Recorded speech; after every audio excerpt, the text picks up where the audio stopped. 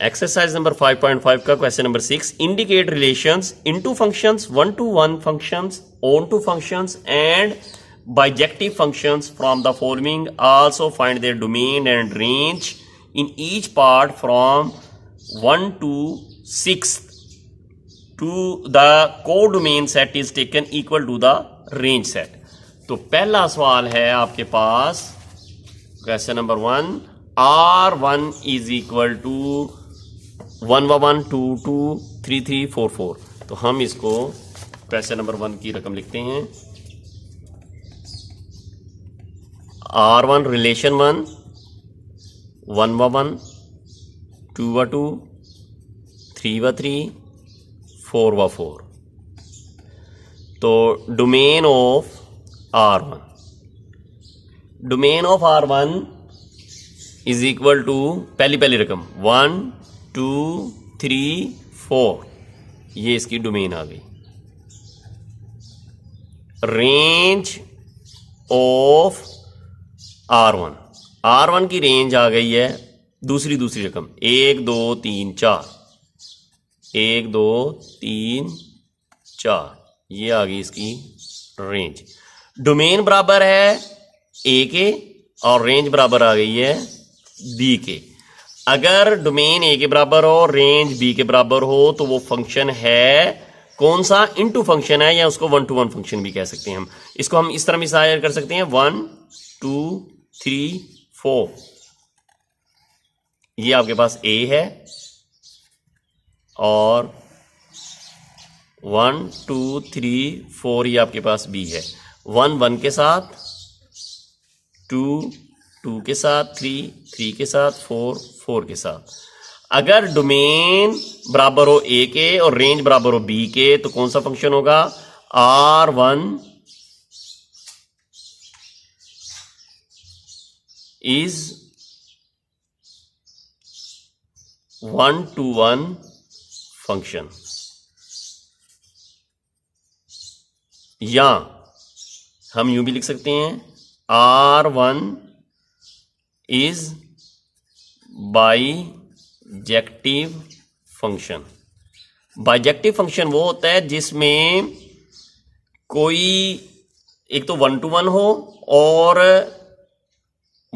हो और into function भी हो। R1 is an into function. जो इनटू फंक्शन भी हो, इनटू फंक्शन उस वक्त होता है जब डोमेन A के बराबर हो, रेंज B के बराबर हो। और 1 to 1 फंक्शन होता है कि पहला पहले से, दूसरा से, तीसरा तीसरे से, इस तरह रिपीट ना हो रहा हो। और बाइजेक्टिव फंक्शन होता है जो इनटू भी हो और 1 to 1 भी हो। Number 2, R2 is equal to 1 2 2 1 3 4 3 5। तो इसकी डोमेन ले लें। Domain of R2 is equal to 1 2 3 3 1 2 3, which is not equal to A। ये इसकी डोमेन आ गई, A के बराबर नहीं आई डोमेन। अब रेंज ले लें। Range of R2 is equal to 2 1 4 5। तो ये बन गया 1 2 4 1 2 4 1 2 4 5, which is not equal to B। इसमें अब 3 मिस है, ये इसकी रेंज आ गई। तो ये रिलेशन तो है, रिलेशन है, लेकिन फंक्शन कोई नहीं है। तो R2 इज a relation।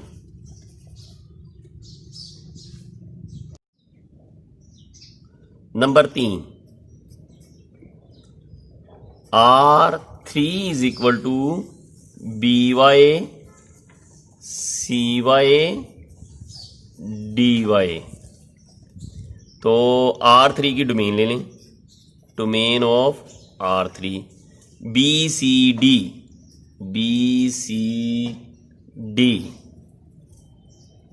अब रेंज ले लें। R3 की रेंज ए सिर्फ ए आ रहा है, डोमेन ए के बराबर है और रेंज में सिर्फ एक ही लफ्ज आ रहा है, इसका मतलब उसके बाकी हिस्से नहीं आ रहे हैं, तो रेंज बी के बराबर नहीं है। जब डोमेन अकेली बराबर हो तो वो ऑन टू फंक्शन होता है। हम लिखेंगे R3 is onto function.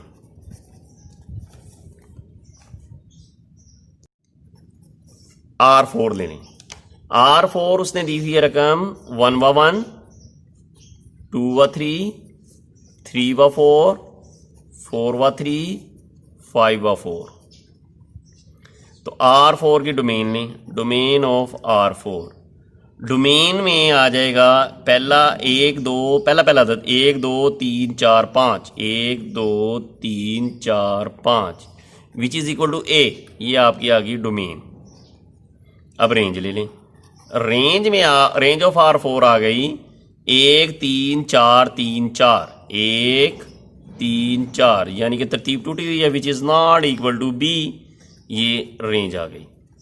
तो जब अकेली डोमेन बराबर हो तो वो कौन सा फंक्शन होता है? Onto function. R4 is onto function. R5 A B, B व ए, सी व डी, डी व ई। तो R5 की डोमेन ले लें, डोमेन ऑफ R5। डोमेन में पहला A B C D, A B C D which is equal to A. ये आपकी डोमेन आ गई। डोमेन बराबर हो जाए तो ऑन टू फंक्शन हो गया। अब रेंज ले लें।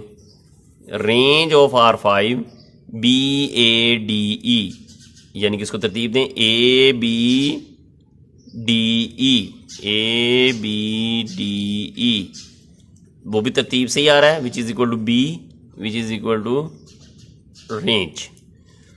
तो अब हम देखेंगे कि अगर इसको हम रकमें बनाएं ए बी सी डी, ये आपकी ए है, और ए बी डी ई ये आपकी बी है। अब ए व बी है, ए उसका बी से मिल रहा है, बी व ए है, बी उसका ए से मिल रहा है, सी व डी है, सी डी से मिल रहा है, और डी ई से मिल रहा है। चार रकमों से मिल रही हैं, कोई दोबारा रेपिटेशन भी नहीं है, रेपिटेशन या तकरार नहीं है। देयर इज नो रेपिटेशन, कोई तकरार नहीं। तकरार का मतलब है कोई रकम बार बार नहीं आ रही। तो हम लिखेंगे सो R5 is into function. Into function उस वक्त होता है जब डोमेन भी बराबर हो और रेंज भी बराबर हो। डोमेन ए के बराबर आ जाए, रेंज बी के बराबर आ जाए। तो नंबर 1 पे आ गया R5 is into function. Number 2 पर आ जाएगा R5 is 1 to 1 function. 1 to 1 function कब होगा? जब पहली उधर से कोई भी रकम किसी दूसरी रकम के साथ बार बार ना आए, एक रकम के साथ ही आए। तो जब इनटू फंक्शन भी हो और 1 to 1 फंक्शन भी हो, तो हम लिखेंगे R5 is a bijective function.